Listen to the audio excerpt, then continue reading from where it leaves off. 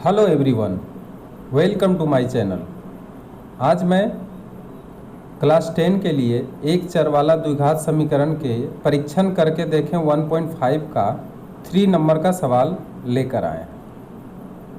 ये 3 नंबर का सवाल जो है इसमें क्या कह रहा है कि निम्नलिखित प्रदत्त मूलों द्वारा द्विघात समीकरण बनाएं। तो यहाँ पर क्या है, यहाँ पे अल्फा और बीटा दो मूल दिया गया है। ठीक है, इन दोनों मूलों को लेकर हमें द्विघात समीकरण का गठन करना पड़ेगा। तो इस मूल को लेकर अगर द्विघात समीकरण का गठन करें तो सबसे पहला वाला देखिए, ये मूल आपका है अल्फा और दूसरा है बीटा। ठीक है,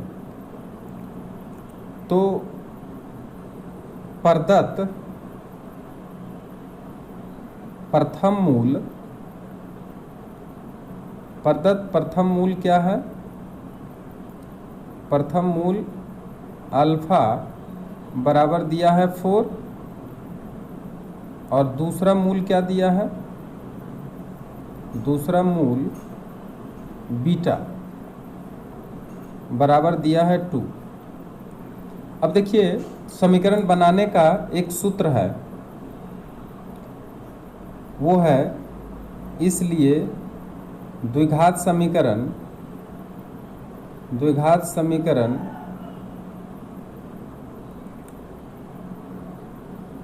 के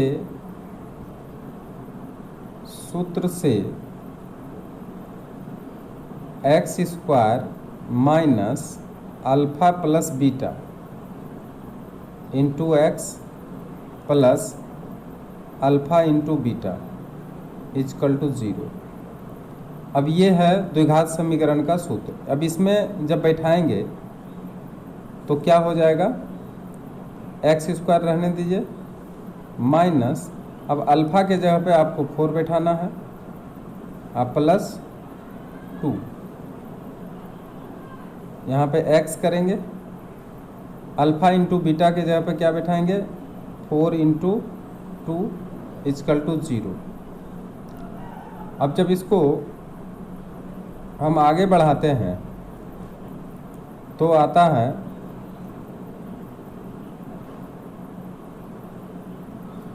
है एक्स स्क्वायर माइनस 4 और 2 को जोड़ दीजिए 6x plus 8 is equal to 0, और यही आपका अभीष्ट द्विघात समीकरण हुआ। ठीक है, इसी प्रकार अगर हम सेकेंड नंबर में सवाल में जाते हैं तो यहाँ पर देखिए, given alpha equal to -4 beta equal to -3। ठीक है, ये दोनों माइनस में, इसलिए x square minus alpha plus beta into x plus alpha into beta equal to 0, या एक्स स्क्वायर माइनस, अब यहाँ पे देखिए -4 है और फिर -3 है। ठीक है, एक्स अब प्लस यहाँ पे देखिए -4 इंटू -3 इक्वल टू 0। अब जब हम आगे बढ़ते हैं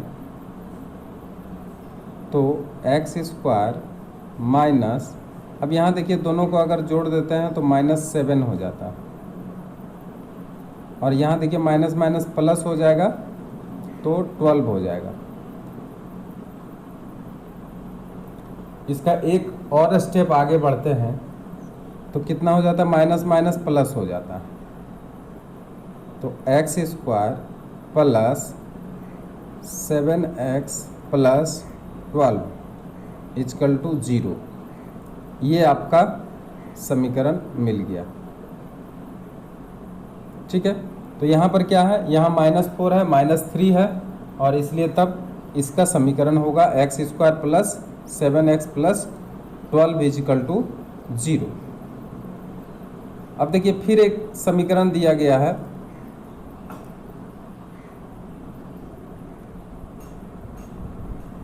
गिवन अल्फ़ा बराबर -4 बीटा बराबर 3। इस बार देखिए यहाँ -4 है, ये 3 है।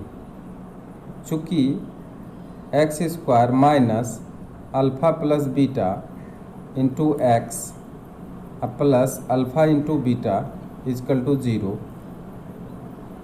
और x² माइनस, अब देखिए अल्फ़ा की जगह पे -4 अब +3 into x plus -4 into 3 equal to 0।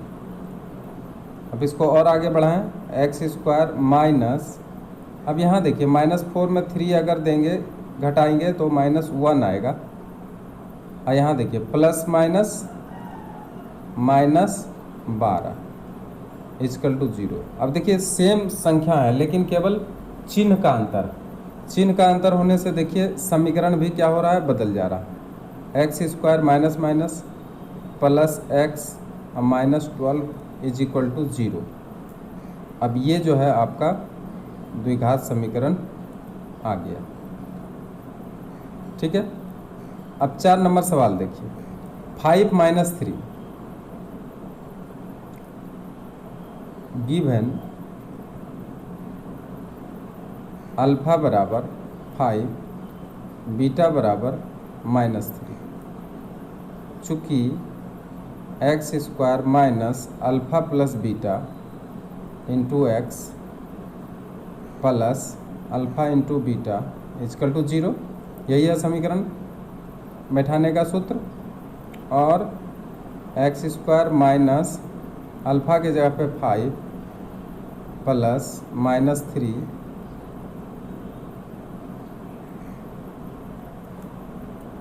Plus, अब देखिए अल्फ़ा इंटू बीटा की जगह पे 5 इंटू -3।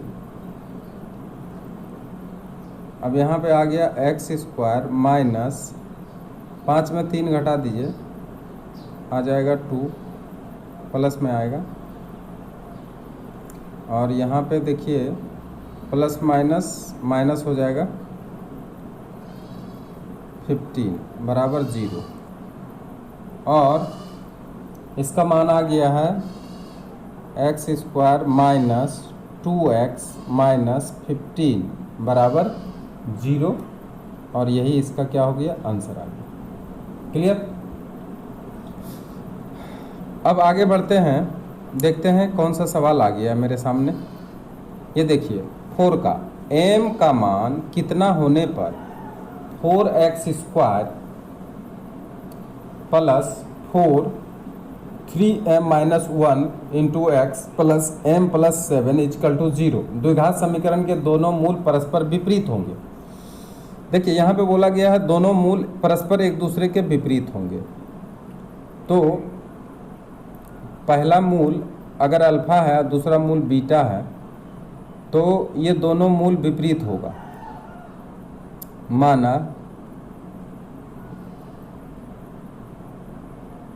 माना कि द्विघात समीकरण का प्रथम मूल अल्फ़ा बराबर x मान लिए, दूसरा मूल कह रहा है एक दूसरे के विपरीत है, तो दूसरा मूल बीटा बराबर 1/x। ठीक है, और यहाँ पे हम देख रहे हैं कि समीकरण क्या दिया है, द्विघात समीकरण क्या दिया है, द्विघात समीकरण दिया है 4x² plus 4 3m - 1 into x plus m plus 7 equal to 0, ये द्विघात समीकरण है। यहाँ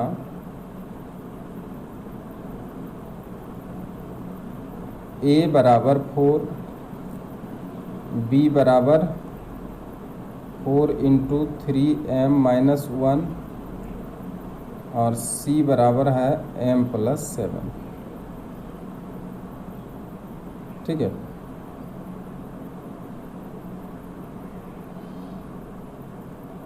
ये दिया हुआ है।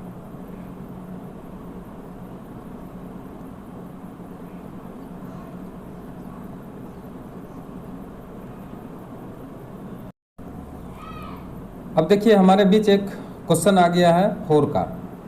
m का मान कितना होने पर 4x square plus 4 into 3m minus 1x plus m plus 7 equal to 0 द्विघात समीकरण के दोनों मूल परस्पर विपरीत होंगे। तो यहाँ पे हमें m का मान निकालना है, ठीक है। तो हमें प्रदत्त समीकरण क्या है दिया गया हुआ, प्रदत्त समीकरण जो दिया हुआ है वो है 4x square plus 4 into 3m minus 1 into x plus m plus 7 equal to 0।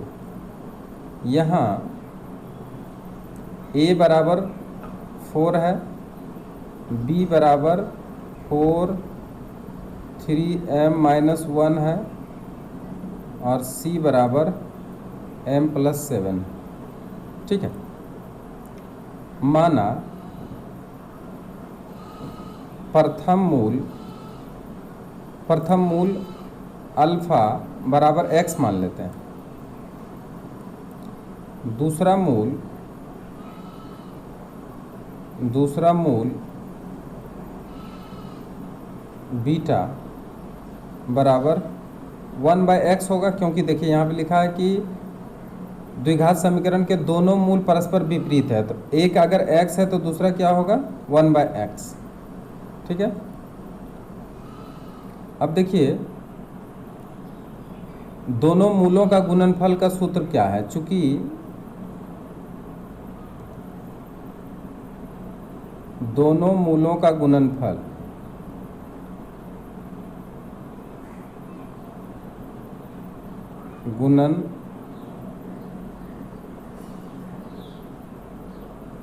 गुणनफल बराबर अल्फा इंटू बीटा बराबर c/a। अब देखिए अल्फा इंटू बीटा की जगह पे हम बैठाएंगे x into 1/x equal to c/a। x कट गया, 1/1 इजकल टू, अब c के लिए यहाँ पे देखिए m प्लस 7, अब बटे a के लिए आप देखेंगे तो a के लिए 4 है, तो यहाँ पे लिख देंगे 4, और अगर क्रॉस गुना करेंगे तो m प्लस 7 इजकल टू 4, इसलिए m इजकल टू 4 माइनस 7 और m इजकल टू -3, और यही क्या है आंसर। तो इसका मतलब क्या है कि यहाँ पे m का मान -3 निकल गया, अतः m का मान बराबर -3, ठीक है। तो इस तरीके से हम मान निकाल लेते हैं। अब आगे बढ़ते हैं, देखते हैं कौन सा क्वेश्चन आया है। 5 नंबर का क्वेश्चन देखिए। 5 नंबर का क्वेश्चन में क्या है सो देखिए। 5 नंबर का क्वेश्चन में दिया है कि b minus c x square plus c minus a x plus a minus b equal to 0 द्विघात समीकरण के दोनों मूल समान होने पर प्रमाणित करें कि 2b बराबर a प्लस सी। तो इसको कैसे प्रमाणित करेंगे, देखिए प्रदत्त समीकरण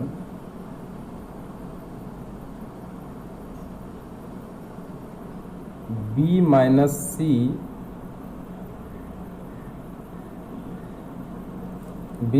सी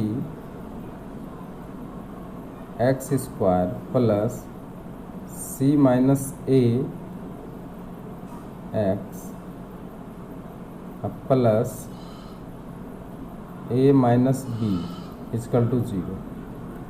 अब यहाँ देखिए a बराबर क्या मिला, a बराबर है बी माइनस सी, ठीक है, ए बराबर बी बराबर सी माइनस ए और सी बराबर है ए माइनस बी। तीनों का मान मिल गया। अब यहाँ पे कह रहा है कि दोनों मूल क्या होना चाहिए, समान होना चाहिए द्विघात समीकरण का। चूंकि द्विघात समीकरण के दोनों मूल क्या है, दोनों मूल समान है, ठीक है। अच्छा, दोनों मूल जब समान होता है तो नियम क्या है, जब दोनों मूल समान हो तो नियम है, इसलिए b square minus 4ac is equal to 0, ठीक है। और यहाँ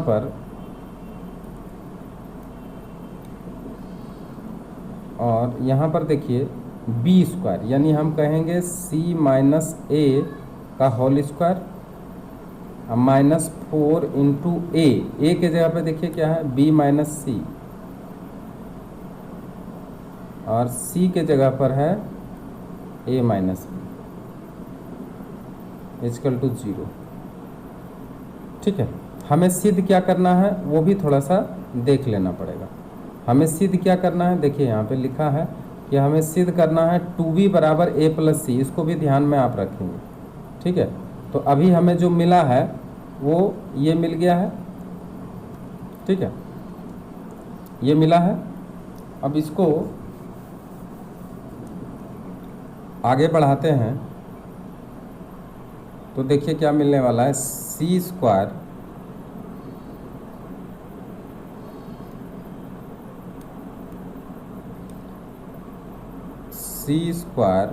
minus 2ca plus a square minus 4 को रहने दीजिए और इसको मल्टीप्लाई करिए, ए बी, इसको बी से ए से गुना करेंगे, ए सी, फिर इसको गुना कर दीजिए, minus b square minus minus plus b c equal to 0, ठीक है। और सी स्क्वायर माइनस 2ac प्लस ए स्क्वायर माइनस, अब इसका ब्रैकेट खोल दीजिए, 4ab minus minus plus 4ac, फिर minus minus plus 4b square, फिर माइनस प्लस माइनस, और यहाँ पे हो जाएगा 4bc बराबर 0, ठीक है यहाँ तक। और अब यहाँ देखिए 2ac और यहाँ 4ac है, ठीक है। तो इसको हम काट सकते हैं, मतलब घटा सकते हैं। तो एक तरफ से देखिए यहाँ पे सी स्क्वायर प्लस ए स्क्वायर, पहले स्क्वायर वाला को एक जगह कर लेते हैं, और 4b स्क्वायर एक जगह कर लीजिए, और यहाँ देखिए 2ac और यहाँ पे 4ac, तो इसको कर देंगे प्लस 2ac, कट के 2ac आ जाएगा, 4ac में 2ac चला जाएगा। फिर यहाँ देखिए ab 4ab minus 4bc is equal to 0, ठीक है। अब यहाँ पे देखिए कौन सा सूत्र इसमें लागू हो सकता है वो हम ध्यान देंगे। यहाँ पे देखिए, यहाँ पे आ रहा है सी स्क्वायर प्लस ए स्क्वायर, और इसको अगर तोड़ दें तो इसको हम माइनस 2b का होल स्क्वायर में तोड़ेंगे, ठीक है। किस में तोड़ा जाएगा इसको, 2b स्क्वायर में आप इसको तोड़ेंगे, 2b का होल स्क्वायर में। ऐसा इसलिए तोड़ रहे हैं क्योंकि यहाँ पे देखिए 2 ठो माइनस में दिया है, 2 ठो माइनस में दिया है, इसका मतलब जिसके पास b है वो माइनस में है, तो इसका मतलब ये जो राशि है 4b², ये निश्चित रूप से ऋणात्मक राशि है। ठीक है, ऋणात्मक राशि का होल स्क्वायर है। तो इसको अगर -2b होल स्क्वायर करके हम a² + b² + c² + 2ab + 2 × a मतलब c और a 2ab + 2bc, तो 2 × b के लिए a और c के लिए -2b, तो इसको अगर मल्टीप्लाई करेंगे तो -ab आ जाएगा। और फिर प्लस 2bc 2ca, तो 2ca तो 2 × c के जगह पे -2b और a के जगह पे c। तो अब देखिए इसको मल्टीप्लाई अगर करेंगे बराबर 0, इसको मल्टीप्लाई करेंगे तो आ जाएगा 4bc। तो इस समीकरण का ये रूप बन गया। ये रूप जो बना है वो किस लिए बनाया हम लोग? इसलिए बनाया है क्योंकि इसका जो सूत्र है वो आएगा a + c + a -2b का होल स्क्वायर आएगा। ठीक है, यानी ये है a + b + c का whole square, a² + b² + c² + 2ab + 2bc + 2ca। ठीक है, ये सूत्र में बैठने के कारण इसको हम इस तरीके से लिख सकते हैं। अब देखिए, तो वर्ग इधर हटाएंगे तो उधर रूट चढ़ाएगा, तो इधर रूट चढ़ जाएगा और 0 के ऊपर रूट मतलब 0 ही होता है। तो c + a बराबर c + a, अब ये तो 0 ही है। ठीक है, तो c + a -2b = 0, और अगर हम 2b को इधर कर लें तो c + a बराबर 2b, और शायद जो साबित करने के लिए कह रहा था इसलिए 2b बराबर a + c या c + a एक ही है, a + c, और यही क्या हो गया आपका प्रूफ। ठीक है, तो 2b बराबर a + c, यही हमें साबित करने के लिए कहा गया था। ये देखिए 2b बराबर a + c हमें साबित करने के लिए कहा गया था। ठीक है, तो हम लोगों ने इस तरीके का इस्तेमाल करके हम यहाँ पे प्रूव कर दिए हैं 2b बराबर a + c। ठीक है, तो मिलते हैं नेक्स्ट वीडियो में। Thank you very much.